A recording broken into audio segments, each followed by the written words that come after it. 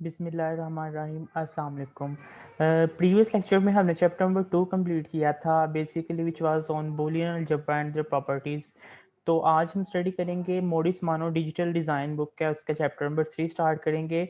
तो basically this chapter is based on gate level minimisation.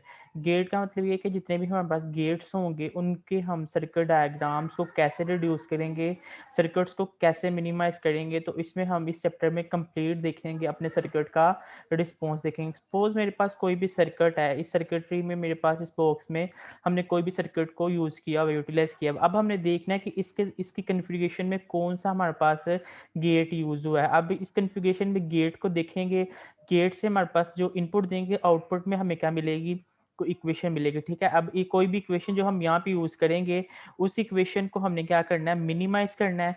Minimise किसके साथ करना है, with K mapping. This is called minimization of a circuit is called K mapping. K map के through हमने minimize करना है। Chapter number 2 में तो हमने प्रॉपर्टी के साथ मिनिमाइज किया था, लेकिन इस चैप्टर में हमने मिनिमाइज किसके साथ करना है, के मैपिंग के साथ। सबसे पहले जाकर हम इसका इंट्रोडक्शन देखते हैं। इंट्रोडक्शन क्या है, gate level minimization is the design task of finding an optimal gate level implementation of boolean functions describing digital circuits। Basically इसने कहा है कि गेट लेवल मिनिमाइजेशन हमारे पास एक ऐसा टास्क होता है जिसकी मदद से हम अपने गेट को इम्प्लीमेंट कर सकते हैं, चाहे वो गेट किसी दूसरे गेट में क्यों ना कन्वर्ट हो रहा हो। सपोज मैं अगर यहाँ पे मैं एंड गेट की बात करता हूँ, तो ये मैंने अपने पास एक एंड गेट ड्रा किया है। ठीक है, अब मैं चाहता हूँ कि इस एंड गेट से दूसरे में मैंने किस में जाना है, नैंड में जाना है। ठीक है, तो नैंड हम यहाँ पे मैं नैंड सपोज ड्रा करता हूँ, यहाँ पे नैंड ड्रा करता हूँ, मैंने ये नैंड गेट ड्रा कर दिया यहाँ पे। अब मैंने इस एंड से इस नैंड में कन्वर्ट करना है, तो इस एंड से इस नैंड में जाने के लिए हमें क्या करना पड़ेगा, अपने जो मिनिमाइजेशन करनी पड़ेगी सर्किट्स की। ठीक है, मिनिमाइजेशन करने से क्या होगा हमारे पास, कि हमारे पास सर्किट की सर्किटरी चेंज हो जाएगी। ठीक है, इस सर्किट को इसमें कन्वर्ट करने के लिए जो हमें पाथ चाहिए वो बेसिकली इक्वेशंस की मदद से सॉल्व करते थे दूसरे चैप्टर में। अब इस चैप्टर में हम किसकी मदद से करेंगे, के मैपिंग के थ्रू। ठीक है, के मैपिंग यूज करेंगे यहाँ पे। अब यहाँ पे कुछ बताया हुआ है कि हमारे पास कुछ डिजाइनर्स होते हैं जो किसी मदद से हम मैथमेटिकल डिस्क्रिप्शंस को सॉल्व कर सकते हैं, और कुछ लैंग्वेज होती है वो जो हमारे पास होती है VHDL। ठीक है, ये भी हम आगे जाके देखेंगे कि वेरी लोग लैंग्वेज कौन सी होती है, VHDL। ठीक है, तो ये वेरी हाई डिस्क्रिप्टिव लैंग्वेज होती है। बेसिकली ये हम हमारे पास डिजिटल सिस्टम्स में ही हम देखते हैं से ये लैंग्वेज हमारे पास है क्या।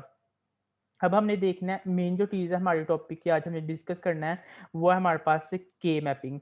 तो यहाँ पे देखते हैं कि हमारे पास के मैपिंग क्या होती है। के मैप मेथड क्या आता है, the complexity of digital logic gates that implements a Boolean function is directly related to the complexity of algebraic function. कोई भी हमारे पास मेथड होता है जिसकी हम पिक्टोरियल फॉर्म बनाते हैं, जिसको हम किसी भी चीज़ से यूनिक तरीके से रिप्रेजेंट कर सके, उसे हमने क्या कहना है, दिस इज कॉल्ड के मैप। अब बेसिक डेफिनेशन यहाँ पे लिखी हुई है, a pictorial form of a truth table is called k mapping। ठीक है, अब हमने किसी भी के मैप को ड्रा करना है तो उसके लिए हमें सबसे पहले तो क्या चाहिए, एक ट्रूथ टेबल चाहिए। अगर ट्रूथ टेबल होगा तो हमारे पास कोई भी सर्किट को ड्रा कर सकते हैं। सपोज मेरे पास कोई भी सर्किट दिया हुआ है यहाँ पे, इस सर्किट को हमने सोल्व करना है, तो इस सर्किट को सोल्व करने के लिए हमारे पास first one thing is that कि हमारे पास ट्रूथ टेबल उसका आना चाहिए। ट्रूथ टेबल होगा तो उसकी मदद से हम क्या सर्किट ड्रा कर सकेंगे, अपना रिक्वायर्ड सर्किट ड्रा कर सकेंगे। ये इसके मैप का ये फायदा होता है। सबसे पहले तो मिनिमाइज करेंगे, मिनिमाइज के बाद हमें ट्रू टेबल, देन हमारे पास इस फॉर्म में इस पोर्शन में हमारे पास क्या आएगा, इसका सर्किट आ जाएगा। नेक्स्ट के मैप की बेसिकली यहाँ से डेफिनेशन मेन स्टार्ट होती है। अ के map is a diagram made up of squares with each square representing one min term. Her square में एक क्या होगी, हमारे पास मिन टर्म होगी, मिन टर्म होगी, और फंक्शन क्या होगा, मिनिमाइज होगा। जितने भी हमारे पास बताया मैंने कि हम के मैप में हमने हर फंक्शन को क्या करना है, हमने मिनिमाइज करना है। ठीक है, तो बुलियन फंक्शंस जो होंगे हमने उनको सम ऑफ मिन टर्म की फॉर्म में एक्सप्रेस करना है। जितने भी बुलियन फंक्शंस होंगे वो हमारे पास मिन टर्म की फॉर्म में रिप्रेजेंट होंगे। ठीक है, मिन टर्म की फॉर्म में जब रिप्रेजेंट होंगे तो हमारे पास जो रिक्वायर्ड रिजल्ट होगा वो हमारे पास होगा, कि जिसकी मदद से हमने अपने सर्किट को रिप्रेजेंट किया है किसकी करके, मिनिमाइज करके। तो मिनिमाइजेशन की मदद से जो हमारे पास सर्किट मिलेगा वो हमारे पास क्या हुई होगी, इसके ऊपर के मैपिंग हुई होगी। The simplified expression produced by map are always in one of the two standard forms which is sum of product। एक यहाँ पे हमने जो चीज़ पढ़नी है दैट इज एसओपी इक्वेशंस में एसओपी इक्वेशन और पीओएस इक्वेशन दोनों का कॉन्सेप्ट आपको चैप्टर नंबर 2 में बताया था कि एसओपी इक्वेशन और पीएस इक्वेशन क्या होते हैं। इसकी मदद से हम डिफरेंट सर्किट्स को सॉल्व करेंगे। ये हमारे पास के मैप में काफ़ी हेल्पफुल होंगी क्योंकि हमें जितने भी सर्किट दिए होंगे अब हमें नहीं पता कि ये हमारे पास S O P U S है, इसको पहले मिन टर्म और मैक्स टर्म्स में कन्वर्ट करना पड़ेगा। उसके बाद इन इन इक्वेशन को कन्वर्ट करके उसके बाद हमें पता चलेगा कि हमारे पास डिजायर्ड आउटपुट क्या आती है। ठीक है, अब हमने मिन टर्म और गेट्स को जब मिनिमाइज कर लिया तो सम टाइम जो प्रोसेस होता है ना वो एक्सप्रेशन बहुत ज़्यादा मिनिमाइज हो जाता है, जिसकी वजह से मिनिमाइजेशन से हमारे पास जो सोल्यूशन होता है वो सेटिस्फैक्ट्री होता है। जब सोल्यूशन सेटिस्फैक्ट्री होगा हमारे पास तो हमारे पास आउटपुट जो होगी रिजल्ट की जो कोई भी गेट डिजायर्ड गेट होगा उसकी जो हमारे पास रिजल्ट होगा वो बिल्कुल एक्यूरेट आएगा। अब नेक्स्ट हमने मेन इंपॉर्टेंट चीज़ पढ़नी है कि हमारे पास टू वेरिएबल के मैप क्या होता है। अब इसमें मैंने बताया कि वेरिएबल को चेक करने के लिए कितने कम्बिनेशन बनेंगे, तो हमारे पास था फॉर्मूला है कि 2 की पावर n का।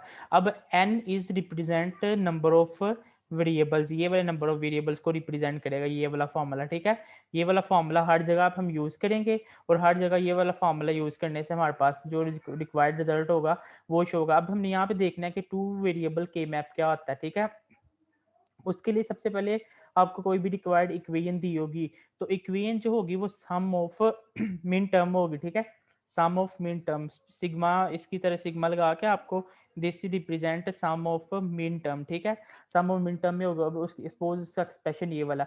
अब इसको हमने क्या किया, मिनिमाइज किया। मिनिमाइज कैसे किया, यहाँ से हमारे पास एक्स और एक्स डैश कैंसिल, वाई और डैश कैंसिल। ठीक है, ये मतलब कि ये इसके साथ कैंसिल, ये इसके साथ कैंसिल, यहाँ से रिजल्ट जीरो बोला तो हमारे पास यहाँ से हमने मिन टर्म कन्वर्ट किया तो which is equals to X plus Y के इक्वल आ गया हमारे पास। ठीक है, एक्स प्लस वाई के इक्वल इक्वेशन आई तो अब हमने यहाँ से टू वेरिएबल के मैप के लिए सबसे पहले आपको ये चीज़ याद होनी चाहिए कि ये वाला टेबल हमारे पास कैसे बनता है। ठीक है, ये बाइनरी फॉर्म में जो टेबल है ना ये वाला आपने मस्ट याद करना है कि कैसे बनता है। यहाँ पे हमारे पास पोजीशन जीरो है, जीरो के बाद यहाँ पे वन आएगी और यहाँ पे पोजीशन टू आएगी M2 और यहाँ पे हमारे पास M3 पड़ा होगा।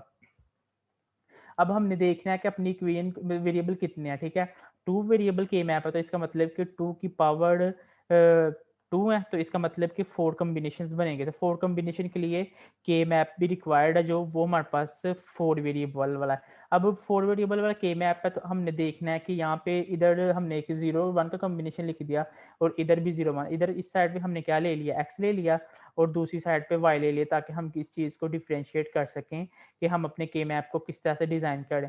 अब हमने यहाँ पे जीरो वाली पोजीशन पे देखना है कि कौन सा वेरिएबल पड़ा हुआ है, फिर एम वाली पोजीशन पे देखना है कौन सा है, फिर M2 वाली पोजीशन पे देखना है और फिर M3 वाली पोजीशन पे देखना है।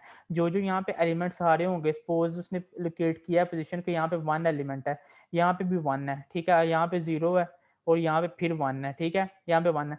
अब यहाँ पे जो के मैप होगा वो ये एक के मैप ये वाला बन रहा है, एक के मैप ये वाला बन रहा है। अब यहाँ से हमने इस इन दोनों जगह से इक्वेशंस लिखनी है तो वो हम आगे जाके सीखेंगे। अभी फिलहाल ये देखना है कि हमें के मैप कैसे ड्रा करना है। अब आप इस नीचे दो बॉक्सेस में देख सकते हैं उसने एक एग्जांपल को सॉल्व किया हुआ है। अब इस एग्जांपल को उसने कैसे सॉल्व किया हुआ है, इस एग्जांपल को इससे सॉल्व किया, इस साइड पे कॉम्बिनेशन ले लिए एक्स और वाई का। ठीक है, एक्स और वाई का यहाँ पे एक कॉम्बिनेशन ले लिया जीरो का और एक लिए वन का, इसी तरह यहाँ पे जीरो का और वन का कॉम्बिनेशन ले लिया इससे, क्योंकि ये तो हमें लेना ही पड़ना है, ये जो हमारे पास बाइनरी नंबर्स हैं।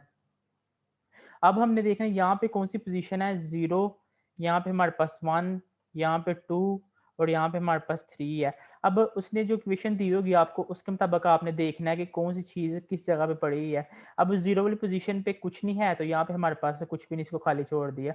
अब उसने वन वाली पोजीशन पे वन दिया हुआ है तो वन यहाँ पे लगा दिया, टू वाली पोजीशन पे उसने लोकेट किया होगा उसने फिर वन दिया, यहाँ पे वन लगा दिया, थ्री वाली कंडीशन पे वन है तो यहाँ पे वन लगा दिया। अब हमारे पास एक वेरिएबल जो यहाँ पे जितने भी वेरिएबल है देखना है कि कौन कौन सा हमारे पास के मैप डिजाइन कर किया जा रहा है। अब यहाँ से एक मैप तो ये वाला बन गया इसका इसके साथ और एक ही हमारा इसका इसके साथ बन गया। उसने अब इसने कहा हुआ है the three sketch could have been determined from the intersection of variable in the second row and y variable in the second column। अब कॉलम से हमने रिप्रेजेंट करना है कि हमारे पास किस तरह से वेरिएबल्स बन रहे हैं।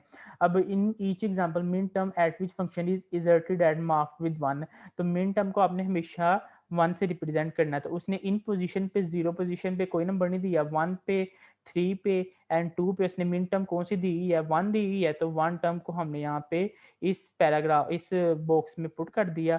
तो ये था हमारे पास 2 वेरिएबल के मैप। कल इंशाल्लाह हम 3 वेरिएबल के मैप को स्टार्ट करेंगे। फिलहाल इतना ही। ओके, अल्लाह हाफिज़।